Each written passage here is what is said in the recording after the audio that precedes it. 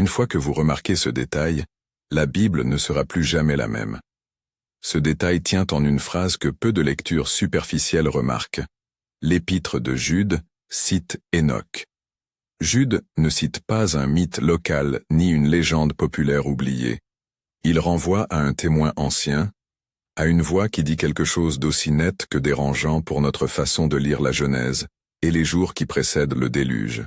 Comme le dit Jude lui-même, « Voici le Seigneur est venu avec ses myriades de saints. » Jude 14:15. Et Jésus, parlant des temps où l'humanité ne redoutait plus, avertit, car ce qui arriva dans les jours de Noé arrivera de même à l'avènement du Fils de l'homme. Matthieu 24:37. Ces références jettent une lumière inattendue sur ce célèbre commencement biblique.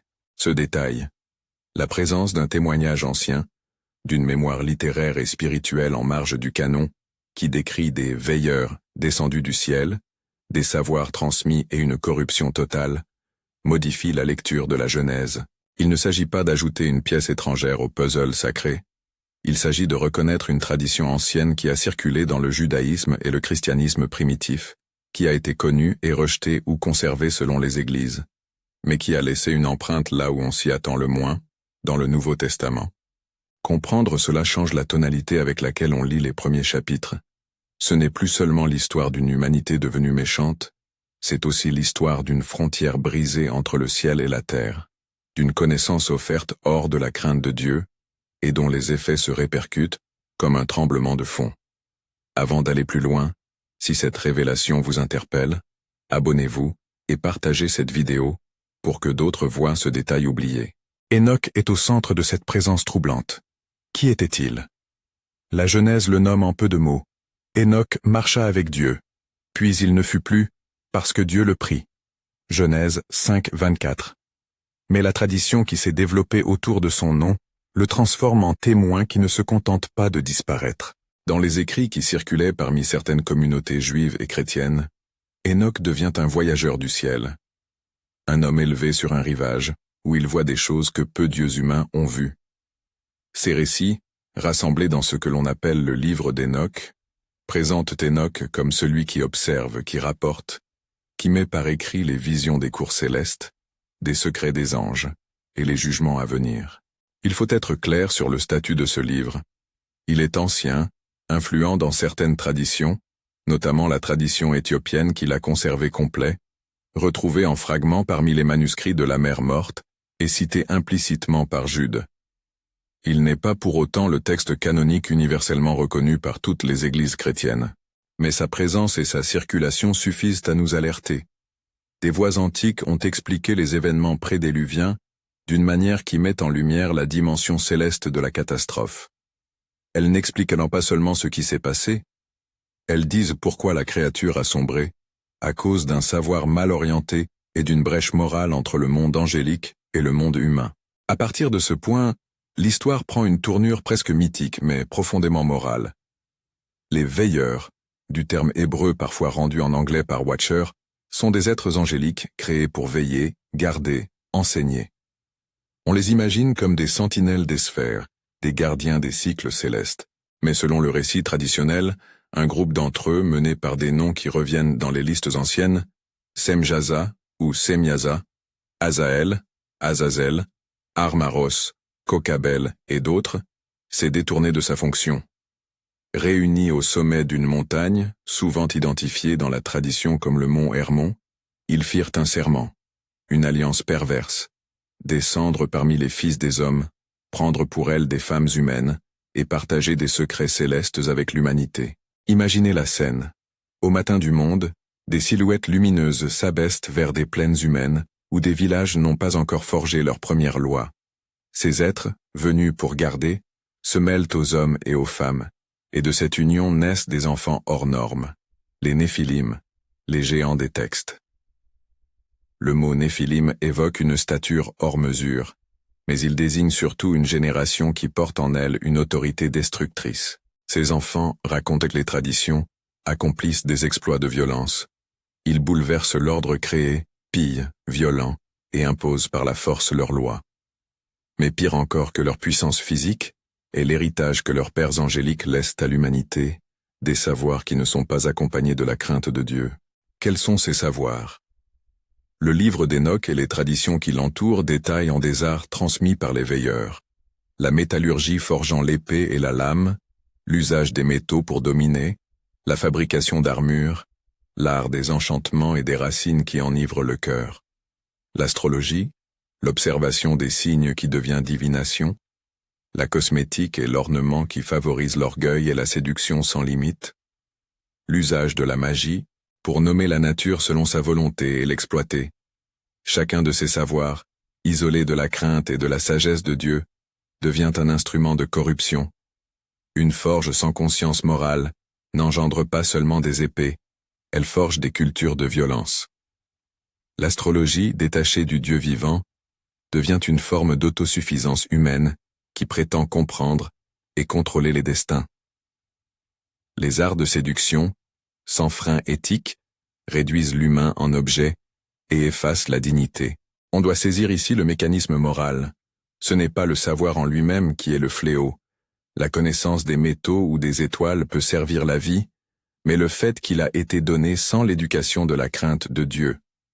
Recevoir un savoir sans discipline spirituelle, sans responsabilité envers le Créateur, produit de l'orgueil, puis du pouvoir sans limite, puis la violence. Les veilleurs, qui auraient dû éclairer, ont détourné la lumière en arrogance. Les hommes, séduits par cette puissance nouvelle, l'ont employée pour dominer, exploiter, cultiver la vanité. La création elle-même, maltraitée, gémit, les rivières s'assombrissent, les forêts tombent, la vie sauvage fuit. La corruption ici est triple, morale, le cœur se durcit, spirituelle, la crainte de Dieu s'estompe, écologique, la création souffre. Ce récit explique pourquoi la Bible, dans sa version courte, ne s'arrête pas à la physionomie d'une humanité méchante. Il révèle une fracture cosmique. Des créatures célestes, vouées à la garde, ont basculé et introduit dans le monde des instruments et des savoirs qui ont catalysé la chute. Cette lecture rend la Genèse plus dense. Les fils de Dieu qui prennent des filles des hommes n'apparaissent plus comme une simple figure littéraire obscure, mais comme un point de contact dangereux entre deux ordres de création. La conséquence la plus visible de cet effondrement est l'avènement des Néphilim, figures de toute une génération pervertie. Le tableau n'est pas que spectaculaire. Il est aussi tragiquement humain. Les hommes sous l'influence de ces nouveaux maîtres oublient la loi de Dieu. Les cultes se multiplient, la violence légitime l'oppression, la sagesse se convertit en ruse. La parole prophétique d'Enoch, telle que recueillie dans les traditions, prend alors la forme d'un cri, avertir que la création se révolte, que la frontière qui sépare les sphères a été trouée, et que le juge souverain ne peut rester indifférent. Enoch n'est pas seulement un observateur impartial. Il devient porteur d'un message d'alerte adressé à la fois aux hommes et aux anges infidèles. La réaction céleste, dans ces récits, est nette. Les princes angéliques restés fidèles élèvent une plainte. Michaël, Gabriel, Uriel, Raphaël, ces noms qui traversent la littérature juive et chrétienne, portent la douleur de la création vers le trône. Ils décrivent l'orgueil des veilleurs, la profanation de la chair, l'usage des savoirs pour corrompre, et la montée d'une violence qui étouffe l'innocence. Devant cela, le Très-Haut se lève comme juge. Des sentences se forment, des chaînes spirituelles sont préparées, des pronostics de justice retentissent au-dessus du monde. Ici encore, le récit trouve sa cohérence avec le canon. Jude, en citant Enoch, rappelle à ses lecteurs que le jugement est réel et que le Seigneur vient avec sa multitude sainte pour exercer justice. Quand Jude écrit que le Seigneur vient pour exercer un jugement sur tous, il n'énonce pas seulement un principe abstrait. Il évoque une histoire déjà racontée ailleurs, un procès cosmique qui a eu ses prémices avant le déluge. Le lien est clair. L'histoire ancienne d'intervention surnaturelle et de châtiment divin éclaire la perspective eschatologique. Matthieu nous met en garde que ce qui advint au temps de Noé trouvera un parallèle à l'avènement du Fils de l'homme. La mémoire d'Enoch telle qu'elle a circulé devient donc une lentille pour voir non seulement le passé, mais ce qui pourrait se répéter. On pourrait être tenté de fermer la parenthèse ici et de ranger ces récits au rayon des curiosités anciennes. Mais ce serait ignorer la puissance d'une image qui revient, la brèche entre ciel et terre, la transmission d'un savoir sans crainte, la conversion de la connaissance en autorité destructrice. Ces motifs résonnent aujourd'hui. Nous vivons une époque où l'humanité manipule la matière et la vie avec une audace sans précédent. Génétique, intelligence artificielle, technologie qui altère les corps et les esprits, algorithmes qui façonnent les désirs et les croyances. Il n'est pas difficile, sans sombrer dans la paranoïa, de voir une analogie structurelle. Le savoir grandit, la responsabilité morale diminue, la tentation d'user du pouvoir pour imposer une vision sans Dieu augmente. Là encore, le danger n'est pas la technique elle-même, mais sa dissociation d'une éthique fondée sur la crainte et l'amour de Dieu. Pourtant, avant de tirer des conclusions hâtives, il faut revenir à la narration originelle. Le jugement que Dieu décide n'est pas arbitraire. Il est la réponse à une rupture profonde. Le châtiment, selon les récits, prend plusieurs formes. D'abord, la contrainte spirituelle sur les veilleurs, enfermement, chaîne dans des abîmes spirituels, un emprisonnement qui marque le retrait de leur capacité d'agir sur la terre. Ensuite, la disparition physique des Néphilim, non pas forcément en tant qu'êtres devenus démons au sens dogmatique que certaines théologies condamnent, mais comme une génération spécifique anéantie pour mettre fin à son règne de violence. Enfin, la purgation plus large par le déluge, qui restaure l'ordre écologique et moral en effaçant l'excès et en préservant une semence fidèle. Dans ce cadre, Noé apparaît comme la graine de restauration. Alors qu'Enoch est l'ascète témoin, l'homme emporté par Dieu, Noé est l'artisan de la continuité humaine, l'homme qui reçoit la mission de préserver la vie et de refaire alliance avec le Créateur. Noé marche avec Dieu d'une manière pratique. Il construit, il obéit à un commandement divin, il protège. Ensemble, Enoch et Noé forment deux figures complémentaires de fidélité, l'une contemplative, l'autre opérative, qui incarnent la réponse humaine à la crise, la marche intime avec Dieu et l'obéissance concrète. Mais revenons un instant à Enoch et à son rôle particulier. Les visions qu'il rapporte sont spectaculaires et glaçantes. Il est emmené au-dessus des cieux et voit les trônes de justice, des cours où se tiennent des assemblées célestes, des livres ouverts où sont consignées les actions des êtres. Il voit des chaînes prêtes, des abysses où l'on enfermera les anges déchus. Il entend la voix qui proclame que la mesure a été atteinte. Son témoignage n'est pas un simple catalogue de monstres. Il est une liturgie judiciaire, une présentation de ce que signifie l'offense cosmique. Quand la créature reçue en confiance trahit sa mission, la justice divine réagit avec sérieux. Cette vision confère à Enoch une autorité singulière dans la tradition. Il ne professe pas un idéal utopique, il rapporte une procédure de jugement. Jude se sert de cette autorité pour rappeler ses contemporains. Il y a des faux maîtres et des moqueurs, des êtres qui vivent dans l'immoralité et qui feront face au même sort que ceux d'autrefois. Le rappel sert d'avertissement, mais l'avertissement est aussi accompagné d'une promesse implicite. Dieu intervient pour préserver une lignée fidèle. C'est à ce moment du récit que l'intensité dramatique monte. Devant la corruption, les princes célestes implorent, exposent, et le conseil divin statue.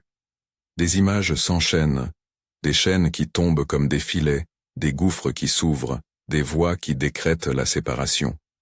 Mais il y a une double dynamique. La justice n'est pas totale absence de pitié. Dans le déploiement de la sentence, des mesures de préservation sont prises. La semence fidèle est gardée. La restauration du monde passe par la protection d'une lignée qui portera la possibilité d'une réconciliation. C'est dans cette tension, punition sévère et préservation miséricordieuse, que se situe l'une des plus grandes leçons du texte. Enoch, après avoir été témoin de ces mystères, revient souvent dans les récits pour avertir. Il marche parmi les hommes avec un message qui gronde. « Convertissez-vous ». Mais que valent les paroles face à une société qui a renoncé à la crainte de Dieu? Les scènes décrites sont tragiquement familières. Longues rues, où la loi du plus fort prévaut, temples dressés à des pratiques de violence et d'orgueil, familles détruites par des ambitions sans frein. Les avertissements d'Enoch se heurtent à l'habitude de l'aveuglement collectif. Pourtant, la voix prophétique ne cesse pas. Elle appelle, insiste, dénonce l'arrogance qui fait des hommes des demi-dieux. À la lisière de ce récit ancien, se profile une question qui nous concerne. Si la destruction du monde ancien est en partie due à une connaissance offerte sans crainte, Quelle sagesse faut-il aujourd'hui pour recevoir les savoirs que nous avons créés? Comment discipliner la technologie, la recherche, la puissance humaine afin qu'elle serve la vie et non la domination? Ces questions ne sont pas nouvelles, mais elles prennent une urgence particulière à l'heure où l'homme tient entre ses mains des outils qui modifient la chair et l'esprit. La mémoire d'Enoch nous rappelle que la maîtrise des éléments, si elle n'est pas liée à la crainte et à la responsabilité chrétienne, peut devenir l'origine d'une nouvelle tyrannie. Pour l'instant, cependant, revenons aux événements anciens et au crescendo narratif qui conduit au déluge. Les décisions célestes se concrétisent, les veilleurs, jugés, sont liés, les voies de la corruption sont interrompues, la violence des Néphilim est contenue. Mais même les mesures les plus sévères dans l'ordre spirituel laissent une trace matérielle et morale profonde. Le monde qui subsiste après la purge n'est pas un monde inchangé. Ses paysages portent les cicatrices, ses mémoires portent le poids du péché. Et la mémoire, dans la théologie biblique, est toujours un défi. Apprendre du passé pour ne pas reproduire ses erreurs. C'est précisément ici qu'intervient Noé, non seulement comme constructeur d'arches, mais comme figure d'un héritage fidèle. Là où des voix se sont vendues pour le savoir, Noé est présenté comme homme juste et intègre parmi son peuple. Il marchait avec Dieu. Genèse 6:9. Sa marche avec Dieu n'est pas un simple sentiment. Elle est une discipline qui le pousse à obéir à des instructions qui sauveront la vie. Le contraste entre la marche de Noé et la marche corruptrice des veilleurs souligne encore une fois la même leçon. La fidélité pratique au Dieu créateur est la seule garantie de restauration durable. Et pourtant, même au milieu de cet apparent dénouement, la condamnation des veilleurs, la chute des Néphilim, l'organisation du déluge, une tension reste. Le récit ancien ne se contente pas d'expulser les coupables et d'effacer les dégâts. Il prend soin d'enregistrer les preuves, de laisser des témoignages. Enoch, emporté ou parti selon les versions, a laissé des traces écrites, des visions consignées, une prophétie qui traverse les âges. Jude s'en empare pour parler à ses contemporains. Matthieu rappelle le parallèle pour nous parler à nous. Les textes s'entrelacent. C'est au moment où les princes célestes se préparent à appliquer le verdict que la scène bascule vers l'inattendu. Enoch, qui a vu les trônes et entendu la sentence, se trouve face à une mission plus lourde. Il doit porter la vérité à un monde qui ne veut plus entendre. On l'imagine descendant du ciel, les yeux remplis de l'image de chaînes célestes, la bouche ardente d'un message de justice et de miséricorde. Il marche vers les cités, vers les foyers, vers les places où l'orgueil se mêle au savoir. Sa voix, au début, n'est qu'un écho. Puis, pour celui qui écoute, elle devient accusation, invitant à se détourner de la corruption et à retrouver la marche avec Dieu. C'est à cet instant précis, celui où Enoch s'avance pour avertir et où la sentence se met en place, que le récit prend une bascule dramatique et que notre regard, déjà converti par le détail de Jude, doit décider d'écouter ou d'oublier. L'histoire ancienne est devenue un avertissement vivant. Les images se densifient, la mer qui commence à battre contre ses rives, le ciel qui s'assombrit, les voix humaines qui continuent à vanter leur puissance sans en voir la fin. Enoch tend la main, appelle, et la partition du temps ancien entre ceux qui veulent écouter et ceux qui préfèrent se conforter dans leur savoir sans crainte. Il serait facile, à ce point, de conclure en leçon moralisante. Mais le récit exige qu'on reste humble devant le mystère de la justice divine et de la responsabilité humaine. Le détail, la présence d'Enoch dans la mémoire biblique et son utilisation par Jude, nous force à regarder la Genèse, non pas comme une simple chronique archaïque, mais comme une cartographie de dangers récurrents. La corruption qui naît quand le savoir se sépare de la sainteté, et la miséricorde qui persiste quand une lignée choisit de marcher avec Dieu. Les voix anciennes nous appellent à la vigilance et à la fidélité. Alors qu'Enoch parcourt les routes, que murmure-t-il aux oreilles des gens? Il ne prêche pas une nostalgie du passé. Il avertit d'un avenir possible et propose une alternative concrète. Marcher avec Dieu. Mais comment répondra-t-on à cet appel lorsque la société valorise la maîtrise et la puissance? C'est la question qui reste ouverte au seuil du jugement. Les chaînes tombent.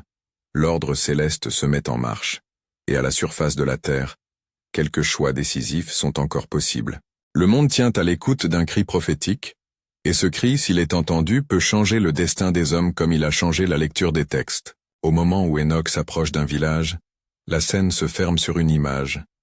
La silhouette d'un homme qui revient du haut des cieux, les traits graves, portant un message qui brille d'une double lumière, celle de la dénonciation et celle de l'espérance. Autour de lui, les feux des forges crépitent, dans les maisons s'allument des lampes de coquetterie et de vanité. Sur les collines, des géants laissent leur ombre. Et cependant, au milieu de l'immensité du péché, une possibilité subsiste. Une famille peut choisir la fidélité, un homme peut écouter, une femme peut croire. La décision humaine demeure. C'est sur cette tension, la pesanteur du péché et la possibilité d'une fidélité active, que la suite de l'histoire se tiendra. La décision humaine demeure. C'est sur cette tension, entre la pesanteur du péché et la possibilité d'une fidélité active, que la suite de l'histoire se tient. Enoch descend vers la place du village comme une nuée qui porte la mémoire d'un ciel différent. Ses pas ne sont pas ceux d'un conquérant, mais d'un héros. Les visages qui l'entourent sont marqués par l'habitude. Certains le regardent par curiosité, beaucoup par indifférence, d'autres par impatience. Les forges continuent de battre le fer, comme si leur musique pouvait couvrir toute autre voix. Pourtant, quand Enoch commence à parler, il ne murmure pas une simple condamnation. Il expose la logique même qui a conduit à la rupture. Il raconte comment des êtres créés pour veiller ont trahi leur mandat, comment la connaissance livrée sans crainte produit d'abord l'orgueil puis la corruption, comment la création se met à gémir sous la main de ceux qui la violent. Il nomme sans complaisance les structures de pouvoir nées de cette corruption. Temple d'orgueil, forme de domination, rites qui invitent à l'asservissement plutôt qu'à la louange. Une partie de l'audience ricane. Un autre groupe écoute, serrant les mains, sentant dans sa poitrine la résonance d'une vérité qui déstabilise. Enoch n'offre pas de spectacle. Il pointe. Il montre le lien entre savoir et responsabilité, entre technique et morale. Et lorsqu'il retrace l'image des veilleurs s'agenouillant pour jurer au mont Hermon, il n'explique pas seulement un fait ancien. Il révèle une mécanique spirituelle qui peut reprendre souffle à toute époque. Les autorités de l'endroit voient en Enoch une menace. Leur pouvoir, bâti sur la promesse d'une maîtrise, ne supporte pas que l'on mette en question la source de cette maîtrise. Ils reprochent à Enoch d'entraver la grandeur naissante. Mais parmi les gens simples, ceux dont les cœurs ne sont pas encore entièrement durcis, des décisions se prennent. Quelques familles ferment leurs portes sur la parole entendue, quelques hommes, touchés, commencent à interroger l'usage qu'ils font de leur talent. Libres de toute imposture, certains artisans renoncent à forger des armes pour des seigneurs païens, quelques femmes refusent les artifices qui faisaient d'elles des objets de séduction. Rien n'est spectaculaire au début. La fidélité commence dans des gestes discrets, un silence pour prier, une table servie pour un voisin, une sagesse transmise aux enfants qui valorise davantage la crainte que l'honneur humain. Mais la logique de l'histoire ancienne reprend. Là où la fidélité existe, elle devient menace pour le pouvoir des Néphilim et de leurs alliés humains. Ces derniers multiplient la violence pour couvrir la fragilité de leur domination. Ils veulent imposer l'ordre par la force, démontrer que l'autorité n'a pas besoin de crainte de Dieu pour être efficace. Les géants, figures d'une génération marquée par l'excès, montrent bientôt leur visage. Les villages qui se sont remis à la fidélité sont envahis, pillés, leur culture détruite. La tension monte. Le cri de la création s'amplifie. Dans les sphères célestes, la plainte de la terre ne retombe pas sans réaction. Les princes fidèles, Michaël, Gabriel, Uriel, Raphaël, présentent au trône les preuves de l'iniquité. Les scènes que Enoch a vues prennent forme. Des registres où sont consignées les actions de la terre, des trônes qui statuent, des chaînes préparées. Mais la décision n'est pas seulement punitive, elle est aussi pédagogique. Dieu ne détruit pas pour détruire, il tranche pour la restauration. La sentence prononcée contre les veilleurs vise à stopper l'écoulement de corruption de l'autre côté de la barrière.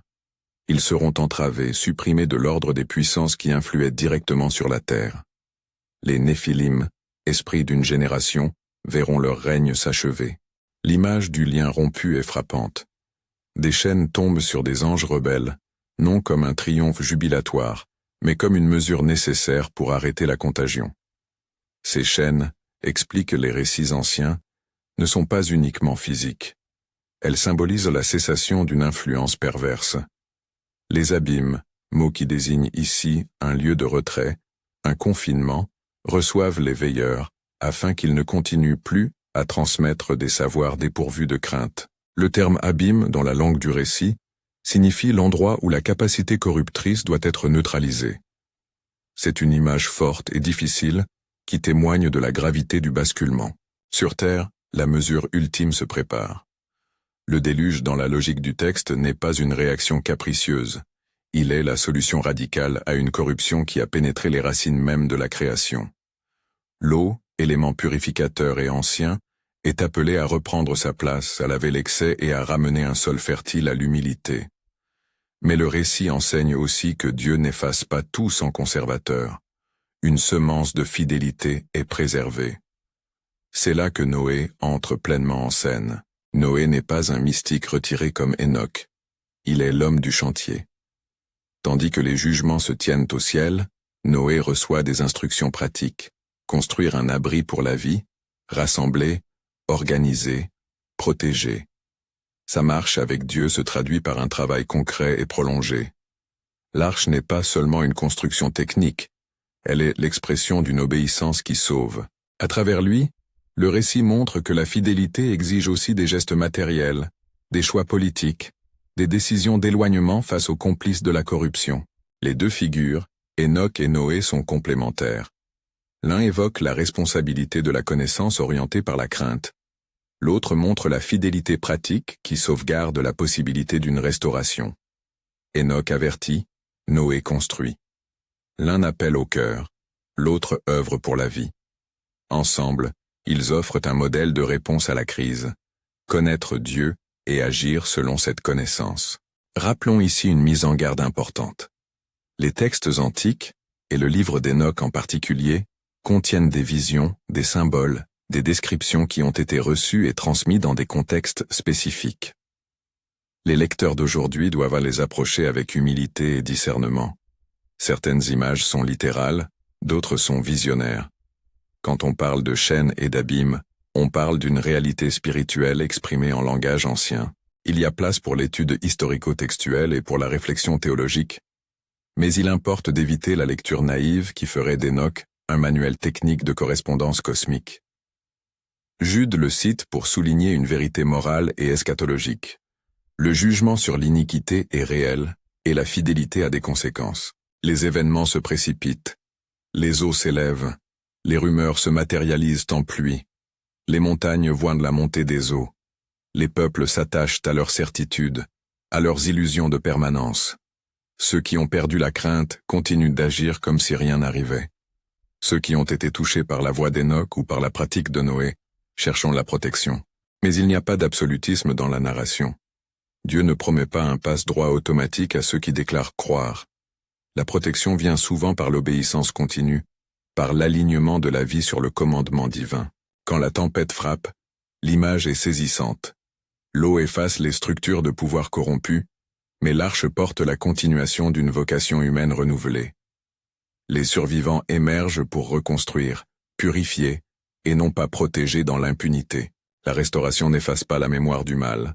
Au contraire, elle inscrit dans la conscience collective la leçon. Le savoir sans crainte conduit au désastre. La connaissance liée à la crainte et à l'amour du Créateur est la voie de la préservation. Maintenant, l'invitation à relier ces motifs anciens à notre époque moderne se pose avec force.